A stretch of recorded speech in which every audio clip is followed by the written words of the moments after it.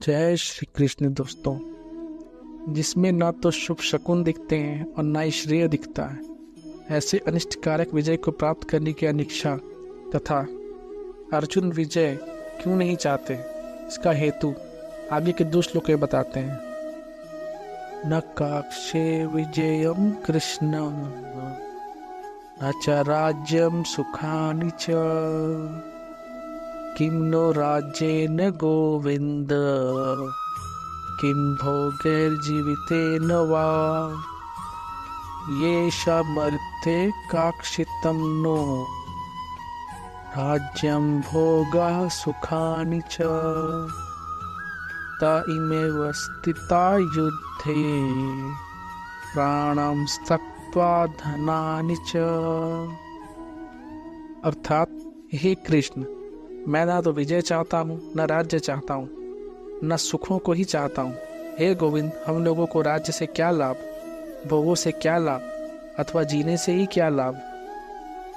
अर्थात जिनके लिए हमारी राज्य, भोग और सुख की इच्छा है, वे ये सब प्राणों की और धन की आशा का त्याग करके युद्ध में खड़े हैं। यहाँ अर्जुन कहना चाहते हैं कि मान ले कि युद्ध में हमारी विजय हो जाए तो विजय होने से पूरी पृथ्वी पर हमारा राज्य हो जाएगा, अधिकार हो जाएगा।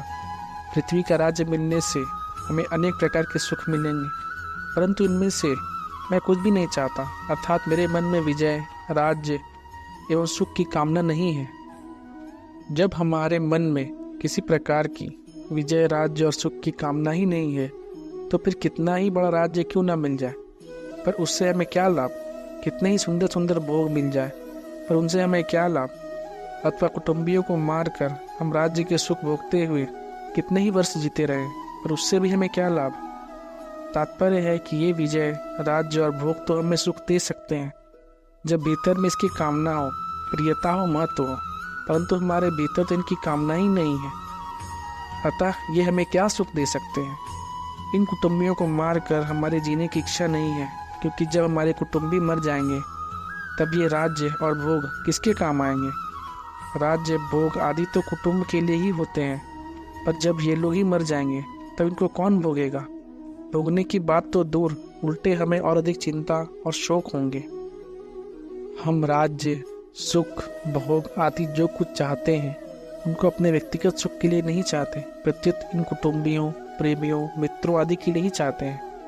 आचार्यों, पिताओं, पितामहों, पुत्रों आदि को सुख आराम पहुँचे, इनकी सेवा हो जाए, ये प्रसन्न रहे, इनके लिए ही हम युद्ध करके राज्य लेना चाहते हैं, भोग सामग्री इकट्ठा करना चाहते हैं।